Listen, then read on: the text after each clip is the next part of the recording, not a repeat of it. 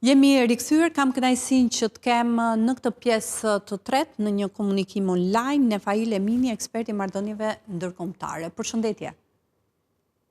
Përshëndetje. Kënaqësi që jeni me ne. Faleminderit për ftesën. Në fakt, jam duke ndjekur një zhvillim të minutës së fundit. Qëndrimi apo reagimi që ka mbajtur Komisioni Evropian lidhur me situatën e shkaktuar në Gjirin Persik nga bllokimi i ngushticës së Hormuzit. Komisioni Evropian ka paralajmëruar se Evropa mund të përballet me probleme në furnizimin me karburant për avionët në të ardhmen e afërt për shkak pra të kësaj situate. E pritshme deri diku që do të arrinim në këtë pikë 44 ditë konflikti dhe ende nuk ka një armpushim të brisht, negociatat që nisën në fundjavë nuk arritën që të mbylleshin me sukses, ndërkohë që vijojnë që të intensifikohen sulmet e Izraelit ndaj Libanit. Çfarë mban peng në gjykimin tuaj? Arritjen e një marrëveshje? Po, kemi disa pika ku Shtetet e Bashkuara të Amerikës dhe Irani nuk po arrin të forcohet. Njëra për tyre është ngushtica e Hormuzit, apo e ardhmja e ngushticës së Hormuzit, ku deri më tani sipas së drejtës ndërkombëtare ngushtica e Hormuzit ka qenë ujërat ndërkombëtare para ujërat të lirë për kalim, kurse pas fillimit të luftës Irani sulmoi anijen dhe që nga fillimi i luftës dhe deri më sot janë sulmuar 270 kanë kaluar 279 anije dhe janë sulmuar 22 anije. Pra një mesatare dytore prej 100 deri në 132 anije që kanë kaluar në ditë, tani në ngushticën e Hormuzit për 6 javë luftë kanë kaluar 279 anije, që tregon se Irani ka një kontroll të plot ndaj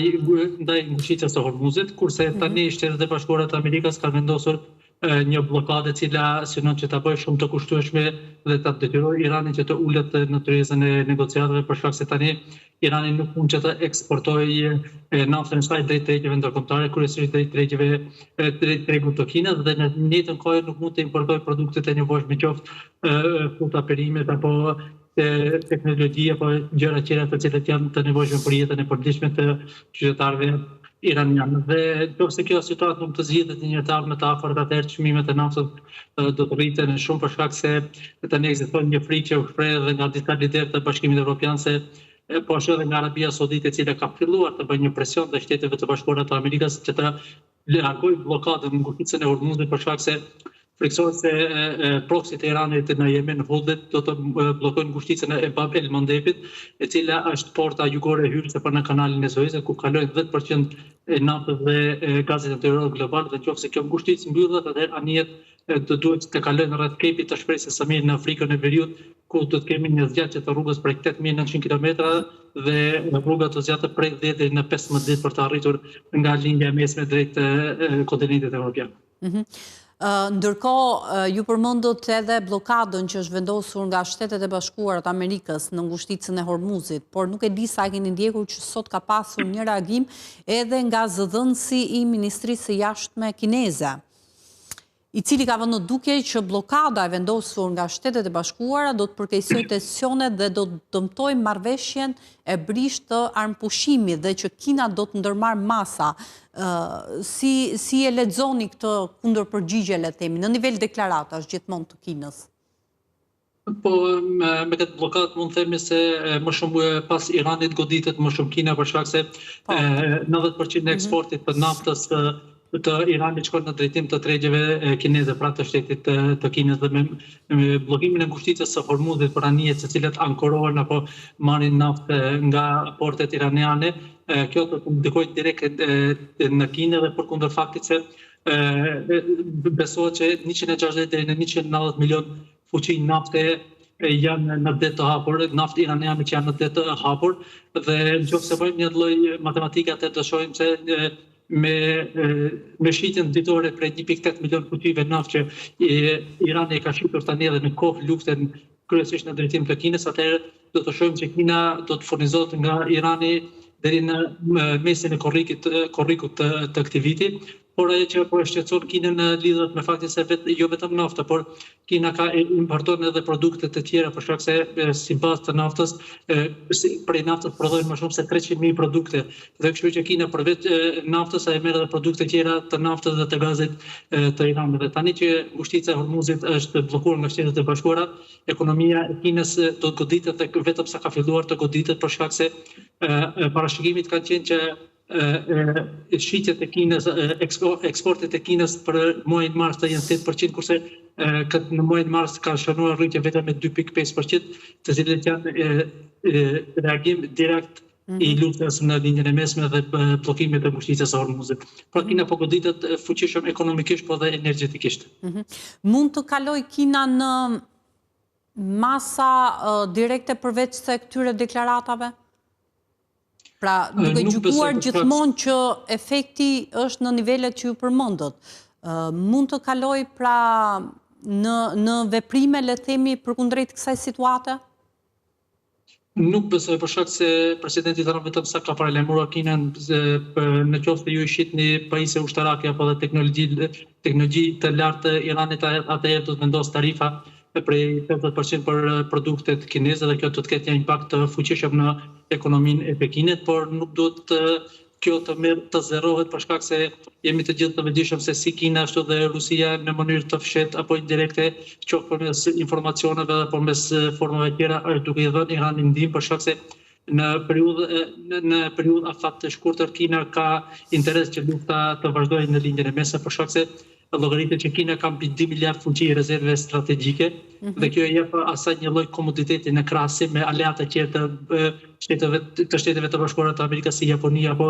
Korea e Jugut, të cilat janë shumë të varur nga këto burime energjetike, por në plan afatgjat Kina do të jetë shumë e tronditur ekonomikisht për shkak se si ekonomia e dytë më e madhe e botës, qoftë se kemi një recesion global, edhe ajo do të bëjë pasojat e luftës në linjën e mesme. Përkundrejt kësaj situate, ju e veçuat Kinën, pra gjendet më e përgatitur, duke qenë se ka sasi apo nivele, le të themi, të rezervave strategjike që e bëjnë më pak të varur nga nevoja për karburant. Ndërkohë që nisur nga ajo deklarata që unë ju citova pak më herët, pra Komisioni Evropian, i cili ka dhënë alarmin për mungesë të karburanteve, duke kushtëzuar edhe linjat ajrore, pra fluturimet. Në këto kushte, Evropa, çfarë hapash mund dhe duhet të ndërmarrë? Sot kryeministri i Izraelit sjell në vëmendje që ka shprehur kritika ndaj qëndrimit që ka mbajtur BE, pra vendet e Bashkimit Evropian, në raport me konfliktin në lindjen e mesme. Se përket aspektit energjetik, ekziston një dallim shumë i madh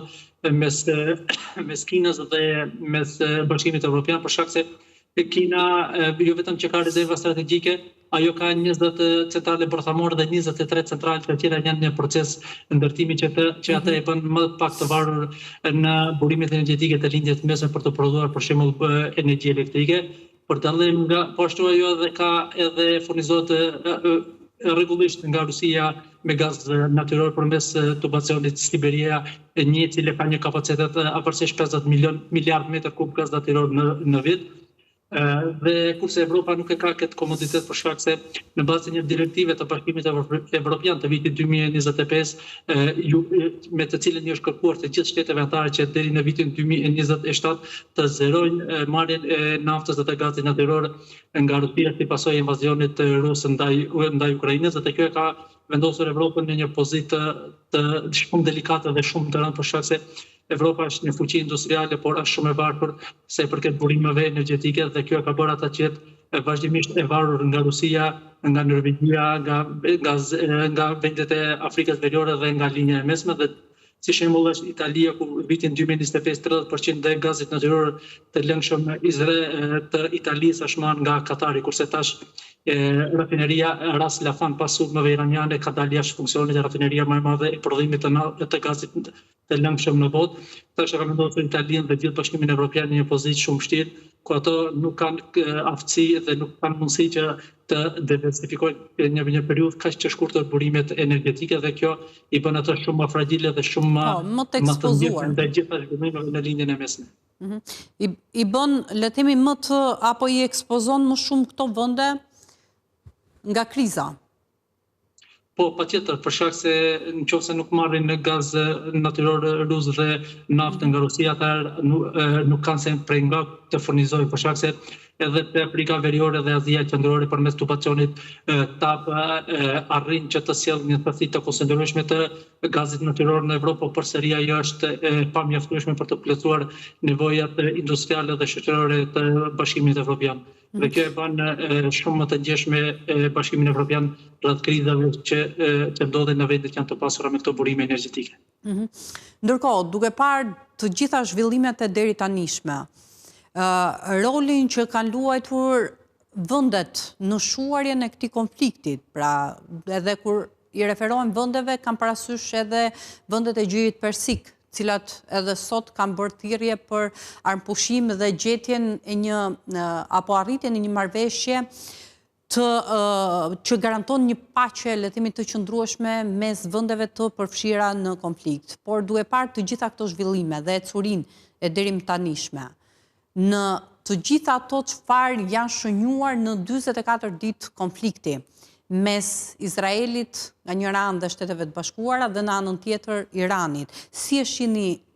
të ardhmen e këtij konflikti? Po, është shumë vështirë që të parashikohet një marrëveshje e afërt edhe negociatat e javës së kaluar, ku dy palët shkuan me kërkesa maksimaliste dhe ishte shumë jo racionale. Të besoj që do të arrijë një marrëveshje mes Shteteve të Bashkuara dhe Iranit, duke marrë parasysh kompleksitetin e kërkesave dhe qëndrimeve të palëve në konflikt. Por gjëja pozitive është se është lënë një dritare hapur ku të dyja palët, si Shtetet e Bashkuara të Amerikës ashtu edhe Irani, janë të interesuar në arritjen e një marrëveshje apo të paktën në një armpushim apo zgjatjen e këtij armpushimi dyditor, ku sot Irani vetëm sa ka paralajmëruar se ajo është e gatshme të heqë dorë në një nga pikat më ngulmuese të saj që ka qenë vazhdimi i pasurimit të uraniumit, ku te Irani ka deklaruar se ajo është e gatshme të pezullojë për 5 vite pasurimin e uraniumit, por që është kundërshtuar nga Shtetet e Bashkuara. 5 vite, por që Shtetet e Bashkuara kanë kundërshtuar dhe kërkesa e Washingtonit ka qenë që pezullimi të jetë me 20 vite dhe shihet që ka kanale komunikimi mes dy palëve dhe pritet që këtë javë të ketë edhe një rond të ri negociatave në Islamabad të Pakistanit, për shkak se kjo luftë deri më tani, sipas të dhënave të publikuara nga shteti iranian, kjo luftë ka kushtuar Iranin mbi $270 miliard, pra dëme paraprake që janë deklaruar deri më tani. Por gjithë lindjes së mesme kjo luftë ka kushtuar, sipas të dhënave të OKB-s, nga 184 miliard deri në 194 miliard për akti vendet e Gjirit, po ashtu edhe Shteteve të Bashkuara është kushtuar kjo për shkak të rritjes së çmimeve të naftës, ku një familje amerikane tani do të ketë $2.100 deri në $3.000 më shumë shpendime vjetore si pasojë rritjes së çmimeve të burimeve energjetike, dhe kjo ka shkaktuar një presion të brendshëm politik, sidomos tani që janë zgjedhjet e nëntorit, zgjedhjet e gjysmëmandatit në Shtetet e Bashkuara të Amerikës. Pra të gjitha palët në konflikt janë të interesuar që të ketë një marrëveshje, por secila dëshiron që të ruajë krenarinë dhe në fund të shpallë secila palë fitoren dhe të tregojë se secila prej tyre ka rritur objektivat e synuara të para luftës. E qartë. Ndërkohë, e fundit, raundi i dytë i negociatave do të jetë këtë javë dhe cili do ta drejtoj? Pra do të jenë sërish në Pakistan apo ka një vend tjetër i cili ka marrë përsipër këtë mision? Të dhënat paraprake janë se përsëri do të jetë Islamabadi, pra Pakistani, ku do të zhvillohen negociatat, por se cili niveli i përfaqësimit nga Irani apo nga Shtetet e Bashkuara ende nuk është specifikuar. Pra këto janë vetëm të dhëna paraprake, po nuk do të thotë që patjetër do të zhvillohen vetëm në Islamabad të Pakistanit, por mund të kemi edhe në ndonjë shtet tjetër si Gjeneva apo në një vend tjetër evropian, po do të edhe në një vend të Gjirit Persik apo ndoshta edhe Turqia. Pse jo? Por se çfarë niveli përfaqësimi do të ketë ende nuk është arritur një dakordsi dhe nuk kemi një informacion të tillë. Megjithatë, e rëndësishme është që palët të shkojnë jo me këmbguljen për ato çfarë kanë parashtruar, por edhe me fleksibilitetin për të lëshuar diçka, le të themi, në emër të një të mire që prevalon, një të mire të përgjithshme. Unë ju falenderoj, shumë kënaqësi që ishit me ne. Faleminderit. Faleminderit. Faleminderit edhe ju që na ndoqët. Kemi mbritur në fund të emisionit edhe për sot. Takimi i radhës është nesër në orën 16. Ndërkohë në vijim do të ndjekim sërish, pra do të shkojmë tek samiti i diasporës për të ndjekur direkt diskutimet që po zhvillohen në panelin sa i takon rolit të diasporës në zhvillimin rural. Miru ta kofshim nesër në 16.